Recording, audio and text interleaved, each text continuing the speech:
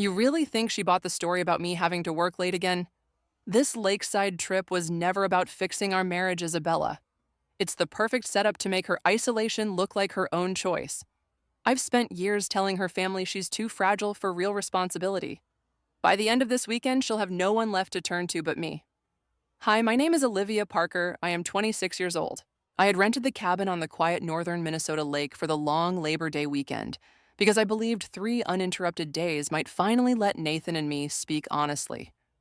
The place was simple: 2 bedrooms, a screened porch that looked straight out at the water, and a narrow dock where the loons called at dusk. I arrived first, unpacked the groceries, and opened the kitchen window to let the pine-scented air move through the rooms. That was when I heard his voice on the porch, low and steady, carrying clearly through the screen. He was on the phone with Isabella Grant, my best friend since college. I stood completely still, one hand resting on the counter, and listened to 5 sentences that rearranged everything I thought I knew about the last 4 years of my marriage. When the call ended, I did not slam anything or cry out. I simply closed the window, walked to the small bedroom, and sat on the edge of the bed with my hands folded in my lap. The quiet was so complete I could hear the water lapping against the dock pilings. If you have ever heard someone you trusted describe you to another person as a problem that needed managing, comment "me too" below. I needed to know I was not the only one who had felt the ground shift under ordinary sentences. Nathan came inside a few minutes later, smiling the easy smile he used when he wanted credit for showing up. He kissed my cheek and asked what I wanted to do for dinner. I told him the truth in the calmest voice I could manage. I had heard him on the phone. He did not flinch. He simply set his keys on the counter and said Isabella was worried about me, and he had been trying to reassure her. The words were so smooth they almost sounded reasonable. Almost. That night we ate the pasta I had brought and watched the sunset turn the lake orange. Nathan talked about work, about a client who was being difficult, about how people sometimes needed someone steady to guide them. I nodded at the right places and asked the kind of follow-up questions that used to make him feel heard. Inside my chest, something had gone very still. I kept seeing the same 5 sentences scrolling behind my eyes like a caption I could not turn off. The next morning, I woke early and walked down to the dock alone. The water was flat and gray. I thought about the years that had led to this cabin. Nathan and I had married when I was 23, right after I finished my degree in library science. He was already working at a financial firm downtown and seemed to enjoy the role of the practical one. At first, his suggestions felt like care. He reminded me to send thank you notes to his colleagues after dinners. He told my mother I was still finding my footing whenever I turned down extra shifts at the Historical Society where I worked part-time. He framed every boundary I tried to set as evidence that I needed more support, not less. I had not realized how many of those small adjustments had traveled beyond our apartment. My mother started calling me less often. When she did call, the conversations felt careful, as if she were checking whether I was in one of my fragile periods. My cousin stopped inviting me to her kids' birthday parties. I told myself people get busy. I told myself I was being too sensitive. Nathan always had a ready explanation that made my discomfort sound like a symptom instead of a signal. Isabella had been the one person I still trusted without reservation. We had met in an undergraduate history seminar and stayed close even after she moved to a different city for work. She visited when she could. She sent long texts checking in. She had been at our wedding. Hearing Nathan speak to her as if they were partners in some long-term project about me made the stillness inside me turn cold. I did not confront him again that morning. Instead, I drove into the nearest town for coffee and sat in the car for 20 minutes with the engine off, staring at the steering wheel. When I came back, Nathan was on the porch again, this time talking to someone else. I did not try to listen. I went inside, opened my laptop, and started answering work emails as if it were any other Tuesday. The ordinary action felt like armor. Around noon, Isabella's car pulled into the gravel drive. She stepped out wearing sunglasses and a bright summer dress, waving as if nothing in the world were wrong. Nathan met her on the path and gave her a quick hug. I watched from the kitchen window and felt nothing at all. That absence of feeling was new. It was not numbness exactly. It was the beginning of a boundary I had not known I was allowed to draw. We spent the afternoon on the dock. Isabella asked bright, careful questions about my job and about how I was holding up. Nathan answered most of them before I could. He used phrases like, "She gets overwhelmed easily, and I try to shield her from too much at once." Each sentence landed like a small, deliberate brick being placed around me. I smiled when they looked at me. I passed the sunscreen. I did not argue. That evening, after Isabella had gone to the guest room and Nathan was in the shower, I opened the drawer of the nightstand on his side of the bed. I was not looking for anything specific. My hand simply needed something to do. Inside, beneath a paperback he had brought, I found a folded stack of notebook pages. They were torn from a journal I had never seen him keep. The handwriting was the dates running back almost 3 years. I read the first page under the small lamp. It was dated the week after our second anniversary. The entry described a conversation he had with my mother in which he had suggested I was still processing some childhood stuff and might benefit from her checking in less often so I could focus on our life together. The next page mentioned Isabella by name and noted that she had agreed to help keep an eye on Olivia's mood. There were more pages. They were not angry. They were organized, bullet points, strategies, updates on who in my extended family had accepted which version of me. I folded the pages exactly as I had found them and put them back. My hands did not shake. When Nathan came out of the bathroom, I told him I was tired and turned off the lamp. He kissed my forehead and said tomorrow would be better. I lay awake listening to the loons and counting the number of people who had been quietly told I could not be trusted with my own story. The next day, the weather turned. A cold front moved in off the lake and the water went dark. Isabella suggested we drive into town for lunch. Nathan agreed before I could answer. In the car, he and Isabella talked about a mutual friend who had recently separated from her husband. They used words like unstable and needed help seeing reality. I sat in the back seat and watched the trees go by. When we reached the small cafe, I excused myself to use the restroom and stayed there for several minutes running cold water over my wrists. When I came back to the table, Nathan was mid-sentence. He stopped when he saw me and smiled the same easy smile. I sat down, ordered a sandwich I did not want, and ate half of it while they continued their conversation, as if I were not there. Halfway through the meal, my phone buzzed. It was a text from Margaret Ellis, the woman who had been my mother's closest friend since before I was born. She wrote that she had heard I was struggling again and wanted me to know she was praying for Nathan's patience. I set the phone face down and finished my iced tea. That afternoon back at the cabin, Isabella said she had to leave earlier than planned because of work. Nathan walked her to her car. I stood at the kitchen window again and watched them talk for a long time with the engine running. When he came back inside, he looked lighter as if a task had been completed. He asked if I wanted to take a walk before dinner.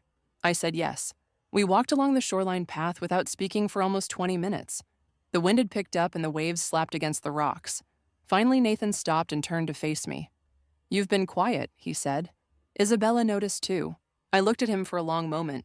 The cold, detached feeling had settled into something clearer. I told him I had found the journal pages. I told him I had heard the phone call. I told him I would be driving back to the city in the morning and that I would like him to stay at the cabin for the rest of the weekend, so we could each have space to think. He laughed once short and surprised. Then he said the pages were old thoughts he had written during a hard time, and that Isabella had only ever wanted to help. He said my mother was worried, and that walking away now would only prove everyone right. His voice stayed calm and reasonable the entire time. I listened until he finished. Then I turned and walked back to the cabin alone. Inside, I packed my bag, left the journal pages on the kitchen table where he would see them, and wrote a single sentence on the notepad, "By the phone I am choosing to believe myself." I left it unsigned. I did not slam the door when I left. I simply closed it behind me and drove south on the 2-lane highway while the sun dropped behind the trees. The first 40 miles were silent except for the sound of the tires. Somewhere around the halfway point, my phone rang. It was Margaret Ellis. I let it go to voicemail. When I reached the city, I parked in front of our apartment building but did not go inside.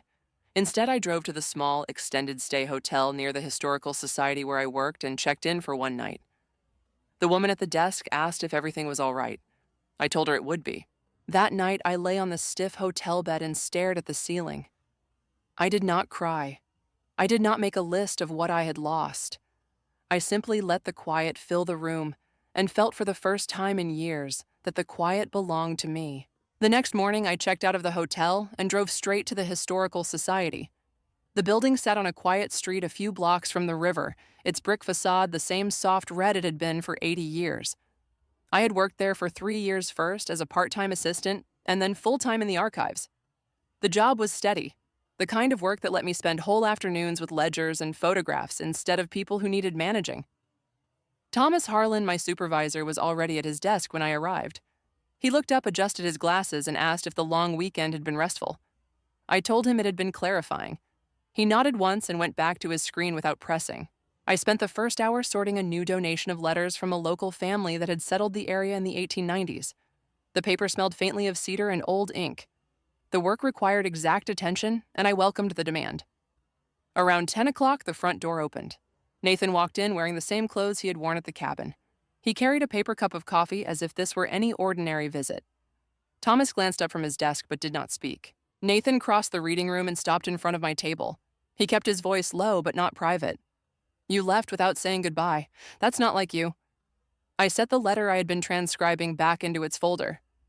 "I told you I needed space." He smiled the same easy smile from the porch. "Space is fine, but disappearing looks dramatic. Isabella's worried. Your mother texted her this morning asking if everything was all right." Thomas stood up slowly and walked toward the supply closet at the far end of the room. He did not look at us, but his presence remained. Nathan noticed. His tone shifted, still calm, but edged. "We can talk about this at home. There's no reason to make it a scene at your job." I kept my hands flat on the table. "This is where I am today. If you want to talk, you can call later. Right now, I have work." He leaned forward slightly, one hand on the edge of the table. "You're making this harder than it has to be. Everyone's trying to help you, and you're pushing them away. That's the pattern, Olivia. You see it, don't you?" I met his eyes. I see the pattern clearly now. Thomas cleared his throat from across the room. Nathan straightened, picked up the coffee cup he had set down, and gave a short nod as if we had reached an agreement. "We'll finish this conversation tonight." He turned and left without waiting for an answer. The door closed behind him with a soft click. Thomas returned to his desk but did not sit. "You all right?" he asked. The question was quiet. I told him I was. He studied me for a moment longer than usual, then said, "If you need the afternoon, take it. The letters can wait." I thanked him and went back to the 1890s correspondence. My hands moved through the familiar motions, but the stillness inside me had sharpened into something more useful. At lunch, I walked to the small park across the street and sat on a bench with my phone. There were 3 missed calls from Nathan and a long text from Isabella that began with, "I know you're hurting," and ended with an offer to meet for coffee so we could clear the air. I did not reply to either. Instead, I opened the Photos app and scrolled back through pictures from the last 2 years. Most of them were ordinary. A few showed family gatherings where I stood slightly apart, smiling at the camera while Nathan's arm rested around my shoulders. I had never thought the photos looked staged until now. When I returned to the archives, a voicemail from Margaret Ellis was waiting. Her voice on the recording was careful the way it always sounded when she was choosing her words. She said she had spoken with my mother that morning and wanted to check on me directly. She asked if I was free to talk that evening. I called her back from the small office behind the reading room. Margaret answered on the first ring. We had known each other since I was 12. She had been the adult who remembered my birthday without being reminded, and who sent books instead of clothes. After the usual questions about work, she paused. "Your mother mentioned Nathan said you've been under a lot of stress lately." She sounded concerned. I told her the truth without decoration. "Nathan and Isabella have been telling people I'm fragile. I heard them say it at the cabin. I also found some pages he wrote about conversations he had with family." Margaret was quiet for several seconds. When she spoke again, her voice had lost its careful tone. "I've been wondering for a while why your mother started asking me whether you were stable enough to handle family news. Nathan called me last year after your cousin's wedding. He said you were having a hard time, and it would be better if I didn't mention certain things to you directly." The line stayed open between us. I could hear the faint sound of her television in the background. She continued, "I didn't push back then. I thought he was trying to protect you. I see now that was the wrong assumption." She did not offer advice or ask what I planned to do. She simply said she was sorry for not asking me directly sooner. Before we hung up, she added one more sentence. "There's something else I should have told you a long time ago. It's about what Nathan said to your mother after your father's funeral. Call me when you're ready." I set the phone down on the desk and stared at the row of archival boxes against the wall. The boxes were labeled in Thomas's neat handwriting. Each one held records someone had once considered worth keeping. I thought about the pages I had left on the cabin table and the additional ones I had not yet read. The full picture was still forming, but the shape of it was already clear enough to act on. That evening, I drove to the apartment after Thomas locked up the building. Nathan's car was not in the lot. I let myself in with my key and moved through the rooms without turning on extra lights. In the bedroom closet, I found the cardboard box where Nathan kept old tax documents and insurance papers. Beneath a folder labeled Medical, I discovered another stack of notebook pages, these ones newer. The dates ran through the past 18 months. One entry described a conversation with my mother in which he had suggested I might benefit from having fewer decisions to make during the holidays. Another noted that Isabella had agreed to reinforce the narrative if relatives asked questions. A third entry was shorter and more recent. It simply read, "Cabin weekend should finish the isolation. Family already primed." I took photographs of every page with my phone, then returned the box exactly as I had found it. I packed 2 suitcases with clothes, my laptop, and the small box of letters my grandmother had written to me when I was a child. I left the key on the kitchen counter next to the note I had written at the cabin. On my way out, I turned off the lights and closed the door without looking back. I spent that night at the same extended stay hotel. In the morning, I called a lawyer whose name I had saved from a professional networking event 2 years earlier. The conversation was brief and practical. She asked what I wanted. I told her I wanted a separation agreement that kept my name and my finances separate from Nathan's going forward. She said she could draft the documents and we could meet the following week. While I waited for the appointment, I continued working at the Historical Society. Thomas did not ask questions, but he began leaving small tasks on my desk that required me to stay later than usual. I understood he was giving me a reason to be somewhere predictable. On Thursday afternoon, Isabella appeared at the front desk. She wore the same bright summer dress she had worn at the cabin. Thomas was in the back room when she arrived. She asked the volunteer at the desk if I was available. The volunteer looked toward me. I stood up and walked to the counter. Isabella smiled the way she always had when we met for coffee. "I thought we could talk. Nathan said you're not answering his messages." I kept my voice even. "I'm working." She lowered her voice. "You're making this into something bigger than it is. He cares about you. We both do. Walking away like this just proves the point he's been trying to make." Thomas stepped out of the back room at that moment. He did not interrupt, but he stood near the supply closet again within earshot. Isabella noticed him and shifted her weight. "Can we at least go outside?" she asked. I told her no. "If you have something to say it here." She glanced once at Thomas, then back at me. "You're going to regret this. When you calm down, you'll see that Nathan was only trying to keep things steady for you. Your family already thinks you're unstable. Leaving now will just confirm it." I looked at her for a long moment.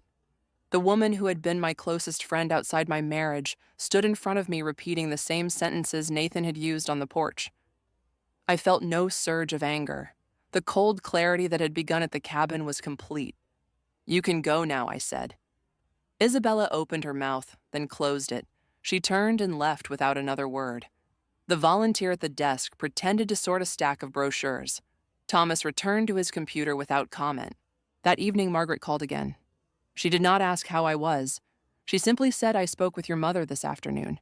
She told me Nathan had been keeping her updated on your condition for months. She also told me something I think you need to hear directly." Margaret paused. When she continued, her voice was steady.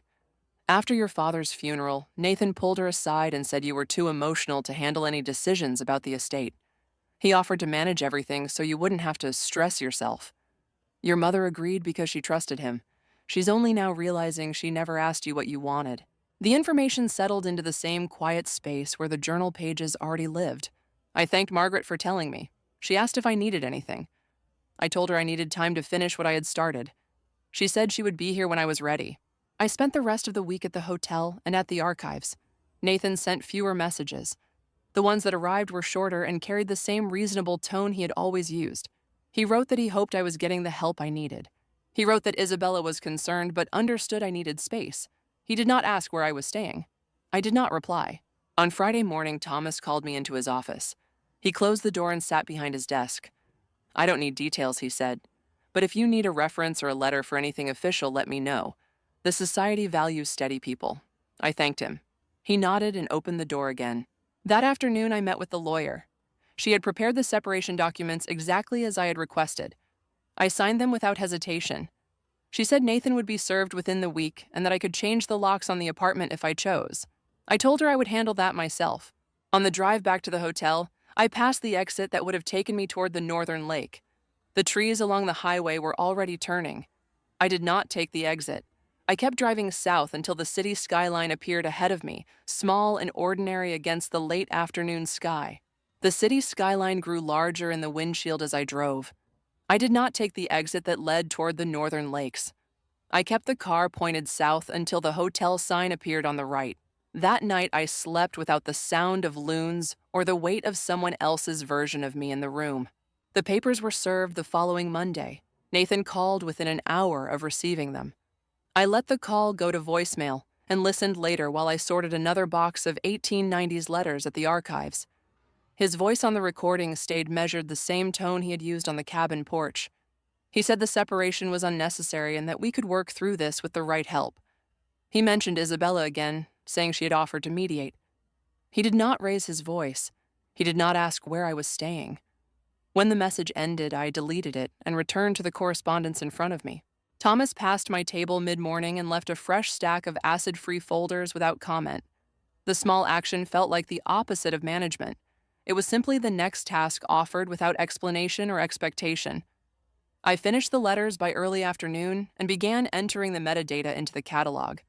The work required precision and left no room for the old habit of wondering what Nathan would think of my choices. Margaret called that evening while I was eating a simple dinner in the hotel room. She did not open with questions about how I was feeling. She said she had spoken with my mother that afternoon. Her voice remained steady as she described the conversation. She had told my mother the exact sentences she had heard from Nathan over the years and the ones she had now heard from me. She had not softened any of it. She had simply laid the two versions side by side and asked my mother which one matched the daughter she had raised. My mother had been quiet for a long time on the other end of the line. Then she had admitted she had never asked me directly what I wanted after my father's funeral. She had trusted Nathan's account because it had arrived packaged as concern. Margaret told her the concern had been a method, not a feeling. She told her the isolation had been deliberate. When Margaret finished recounting the call, she paused and then said the sentence I had not known I needed to hear. I told your mother that the Olivia I have known since she was 12 has never needed managing. She has needed to be believed. I will not stand by while someone rewrites that fact to the rest of the family. The words landed without drama. They simply replaced the version of me that had lived in other people's minds for the last 4 years. Margaret did not ask me to reconcile or to explain myself further.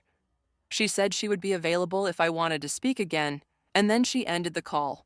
2 days later, Nathan appeared at the hotel lobby. The front desk called up to my room. I went down because I wanted the conversation to happen in a public space with clear exits. He stood near the seating area holding a folder I recognized as one from our apartment. He looked tired in a way that did not seem performed. When I reached him, he held out the folder. These are the joint account statements. I thought you should have copies before anything moves forward. I took the folder but did not open it. The lawyer already has everything she needs. He nodded as if that answer made sense. Then he said, Isabella thinks we should try counseling before this becomes permanent. I looked at him directly. The cold detachment I had carried since the cabin had not left. It had simply become the surface I stood on. Isabella does not get a vote in my marriage. Neither do you anymore. Nathan's expression shifted for the first time into something less controlled. He glanced around the lobby as if checking whether anyone had heard. When he spoke again, his voice was lower. You're going to make this very difficult for yourself. People are already asking questions. I set the folder on the low table between us. They can ask me directly now. I will answer. He picked up the folder, tucked it under his arm, and left without another word. The automatic doors closed behind him, and the lobby returned to its ordinary quiet. I went back upstairs and finished packing the rest of my belongings into the second suitcase. That weekend, I changed the locks on the apartment. The locksmith worked quickly and left me 2 new keys. I placed one in an envelope addressed to Nathan and dropped it in the mail on my way to the archives on Monday. The second key stayed in my bag. I did not keep anything else of his in the space. The rooms felt smaller without the constant low pressure of another person's narrative filling them. Margaret called again on Tuesday. This time she said she had received a message from my mother. My mother had told the rest of the immediate family that the version of events they had been given about me had come from one source, and that source was no longer reliable. She had not asked anyone to take sides. She had simply stated that from now on, any questions about me should go to me. Margaret did not add commentary. She simply passed the information along and said she was glad the record was being corrected in the places that mattered. The following week, the Historical Society received a small grant for a new exhibit on local women's diaries from the early 20th century. Thomas asked if I would lead the cataloging and research. The project would take several months and required travel to two other archives in the state. I accepted without hesitation. The work would keep me occupied and moving forward on my own terms. One afternoon near the end of that month, I drove north again, not to the same cabin, but to a different stretch of shoreline where the trees opened onto a public beach. I parked and walked along the water until the cold wind forced me to turn back. The lake looked the same as it had on the Labor Day weekend, flat and gray under an overcast sky. I stood for a few minutes with my hands in my coat pockets and let the feeling settle. The belonging I had once tried to preserve inside Nathan's version of our life was gone. It had been gone since the first 5 sentences I overheard through the open window. What remained was quieter and entirely mine. I did not miss the curated family gatherings, or the careful phone calls, or the sense that every choice required someone else's approval. I missed nothing that had required me to shrink to fit inside it. Nathan sent one final text 2 weeks after the locks were changed. It was short. He wrote that he hoped I was getting the support I needed, and that he was willing to discuss the apartment whenever I was ready. I did not answer. There was nothing left to negotiate. The story he had built around me had required my silence to survive. My silence had ended at the cabin, and the story had not held. I kept the job at the Historical Society. I kept the small routines that belonged only to me. On weekends, I sometimes met Margaret for coffee in the city. We talked about ordinary things and occasionally about the past, but never as a wound that still needed tending. The conversations were enough. One evening in late fall, I stood in the archives after everyone else had gone home. The new exhibit materials were spread across the long table. I was labeling a diary that had belonged to a woman who had lived alone for most of her adult life and had kept meticulous records of the land she managed. Her handwriting was steady and unapologetic. I read a line she had written near the end of her life. I stopped asking permission to keep what was already mine. I closed the diary gently and placed it in its protective folder. The building was quiet. The only sound was the faint hum of the climate control system. I turned off the lights, locked the door behind me, and walked out into the evening air that already carried the first edge of winter. The streetlights had come on. The city moved around me at its ordinary pace. I did not feel the old pull to explain myself to anyone who was not in the room. The version of me that had needed managing no longer existed in any record I kept. Thank you for listening to my story. If Nathan's version of your life ever replaced the one you were living, comment "me too" and tell me the first boundary you drew that no one else could cross for you.